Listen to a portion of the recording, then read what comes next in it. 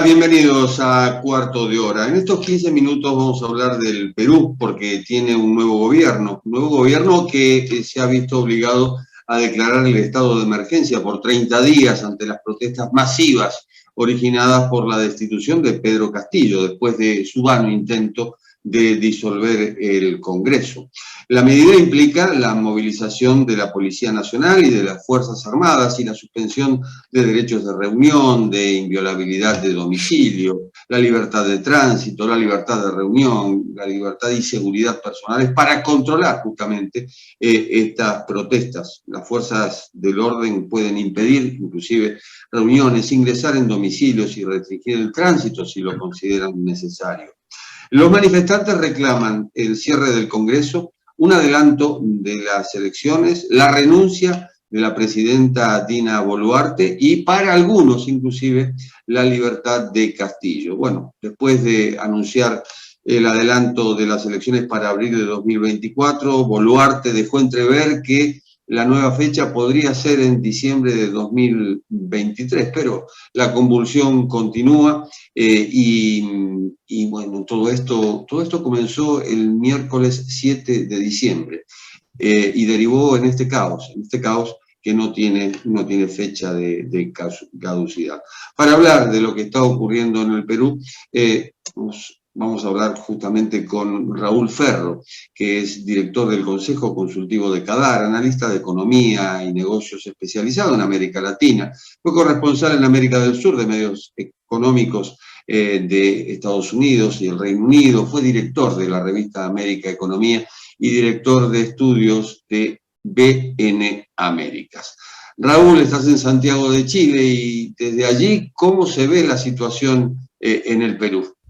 Hola Jorge, ¿qué tal? La verdad que se ve muy preocupante, es muy preocupante. Yo no esperaba que las protestas tomaran la intensidad y la eh, amplitud que han tomado, ¿no? Y además ha habido tomas estratégicas particularmente preocupantes. Aparte de los 3 aeropuertos que están tomados, la principal planta compresora de gas que lleva el gas natural a Lima también fue tomada esta mañana, aunque entiendo que la policía ya la despejó, ¿no? Pero un amigo especialista en energía esta mañana me comentaba que había mucha preocupación sobre un posible corte de gas a Lima. En realidad la situación es bien preocupante y con un grado de incertidumbre que es particularmente complejo para un país que ha venido sufriendo una descomposición institucional paulatina, que siempre parecía poder salir de estas situaciones críticas, pero esta vez yo lo encuentro bastante más preocupante que en ocasiones anteriores. La situación del Perú, digamos, la situación política, responde a patrones similares a otros países de América Latina: pobreza, desigualdad, corrupción, en medio de un populismo creciente y de una desconfianza generalizada en la clase política. Pero en Perú desembocan en esta sucesión de presidentes que parecen no tener fin. Bueno, eso responde en parte a un problema institucional. O sea, a ver, la Constitución que rige hoy en el Perú se hizo bajo el gobierno de Fujimori.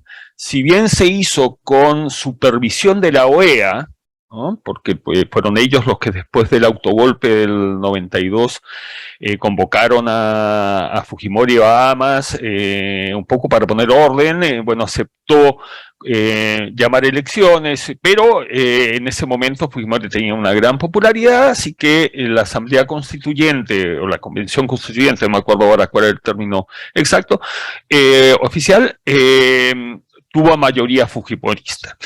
Y esa constitución se redactó, aparte de convertir el Parlamento en un Congreso unicameral, dejó un equilibrio muy precario entre el poder del Ejecutivo y el poder del Legislativo, pensado justamente para poder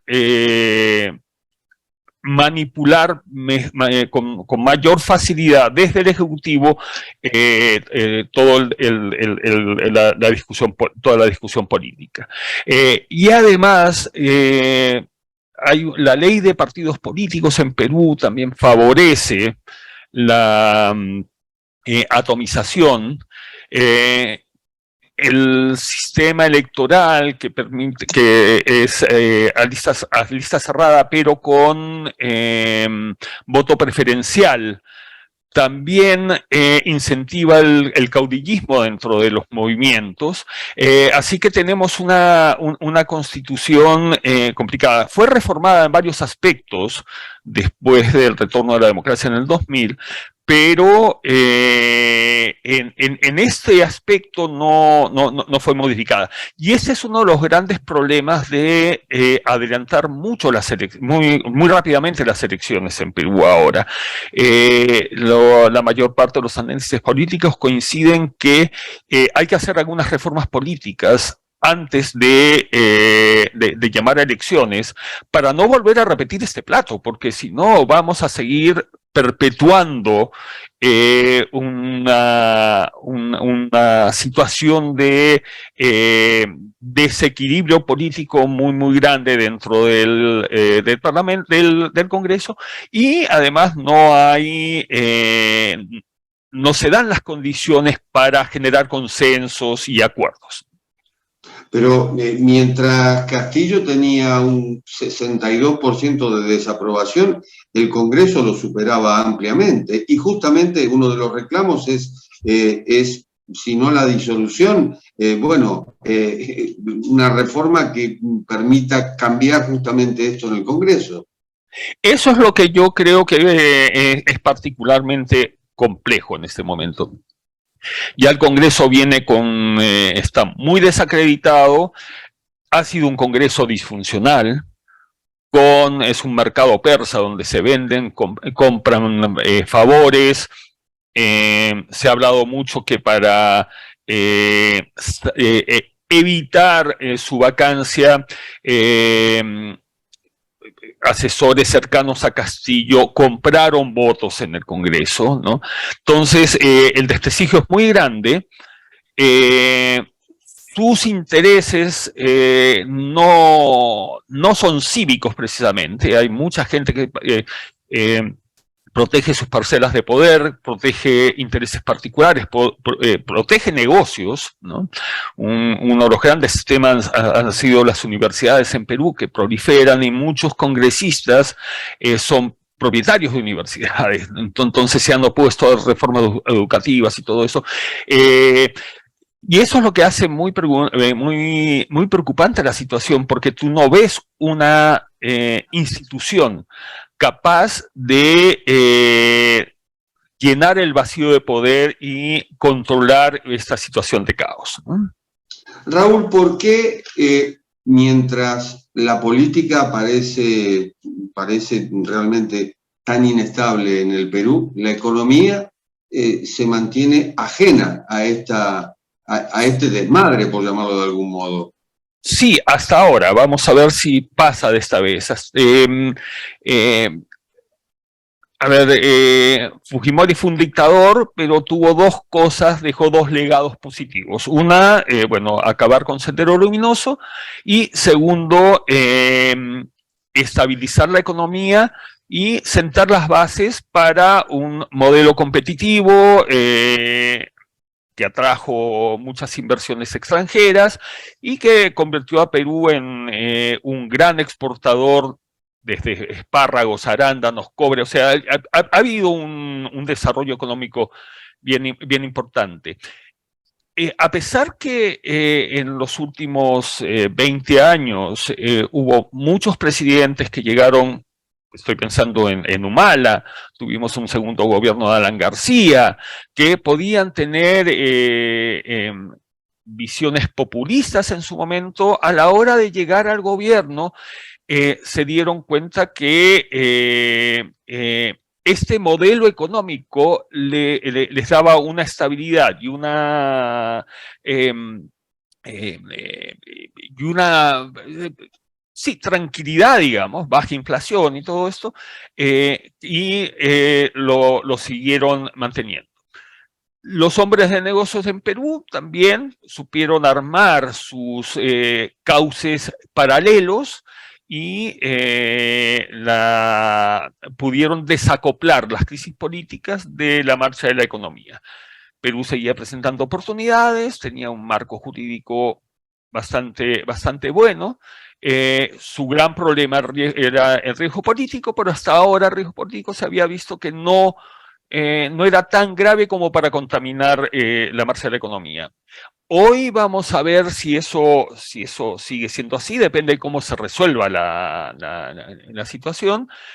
Hay situaciones particulares interesantes. Una de las minas de cobre que está siendo tomada hoy es propiedad de una empresa china, ¿no? Ya no es son empresas occidentales solamente, ¿no? Entonces, vamos a ver cómo se mueve pero yo creo que hoy hay un riesgo mucho mayor que el que hemos enfrentado en los últimos 20 años de disrupción de la economía. Todo va a depender de cómo se resuelva la crisis. Y sobre llovido o mojado, los gobiernos de México, Colombia, Bolivia y Argentina emitieron un comunicado en el que prácticamente piden la restitución de Castillo Sí, del gobierno. sí, la verdad que ahí se instaló en la izquierda latinoamericana. En ese sentido, el presidente de Chile, Gabriel Boric, volvió a ser la excepción, ¿no? Pero la izquierda latinoamericana, la clásica, la más vinculada al Grupo de Puebla, compra o quiere vender la idea de que toda esta crisis es producto de que las élites no permiten que alguien del pueblo campesino sea presidente. Más allá de que sí, en Perú existe racismo, no se puede negar, hay clasismo, esta crisis política no obedece a eso, o sea, simplemente obedece a una gran incapacidad del presidente Castillo para gobernar y a múltiples focos de corrupción que se vieron durante este año y medio que estuvo en el gobierno. A ver si hacemos un recuento. Alberto Fujimori cumple condena de prisión. Ollanta Humala y su esposa pasaron 9 meses en prisión preventiva. Sí. Pedro Pablo Kuczynski pasó 3 años bajo arresto domiciliario. Alan García se suicidó antes de ser arrestado en su casa, justamente por cargos de corrupción. Alejandro Toledo está en vías de ser extraditado de Estados Unidos para enfrentarse también a cargos de corrupción que también investigó la Fiscalía contra Castillo. Es decir, es un déjà vu permanente el que se vive en el Perú. Sí, absolutamente. O sea, es parte de la degradación de la política peruana y de una visión de que el poder, que el gobierno es un botín donde beneficiarse. Yo creo que se fue degradando gradualmente, ¿ok? Claro, a Humala y en parte a Alan García le toca toda la Odebrecht, que es o sea, toda la región ha estado salpicada por la corrupción de Odebrecht, por la forma de hacer negocios, pero lo que hemos visto en el último año y medio ya es patético. O sea, los niveles, ni siquiera estamos hablando de grandes sumas, eso es lo que hablan los analistas, eran sumas relativamente pequeñas, y de nuevo, o sea, nombran a un viceministro de Transporte que vendía autorizaciones falsas de revisiones técnicas o vinculado a empresas piratas de transporte, ¿me entiendes?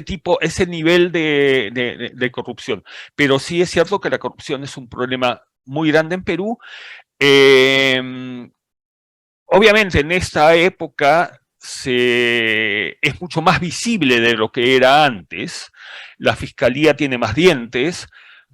La Fiscalía se ha movido en algunas ocasiones también por motivaciones políticas, pero sí estamos de acuerdo que el problema existe, no es inventado, ha sido transversal.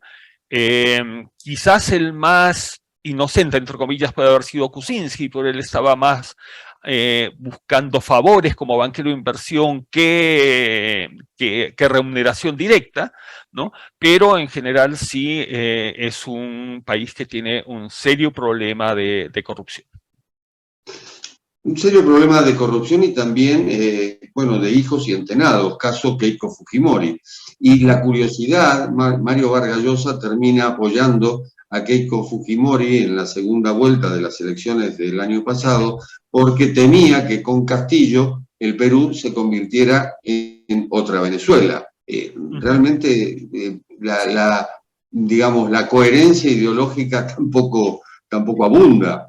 No, sí, bueno, pero el mismo Castillo, que el temor era que se fuera a una solución populista, al final del día terminó manteniendo el modelo. De hecho eso es parte de las cosas que le echan en cara, porque parte de los que están protestando sí están pidiendo la salida de Castillo, pero otros están pidiendo simplemente la disolución del Congreso pero no están buscando a Castillo.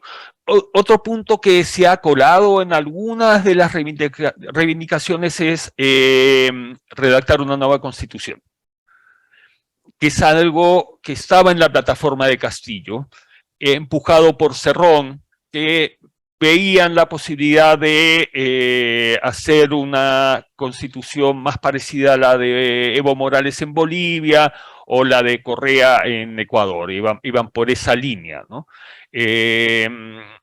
Ahora se ha mezclado en este cambalache de demandas, no todos los movimientos piden lo mismo, algunos piden, coinciden en algunos puntos, en otros no, es bien complejo el tema. Raúl Ferro, ha sido muy amable, muchísimas gracias. Gracias a vos, Jorge, un gusto estar acá. Chao. Y un gusto ha sido compartir estos 15 minutos y monedas, cuarto de hora, el programa de Cadal TV con ustedes. Nos reencontramos en la próxima. Chao.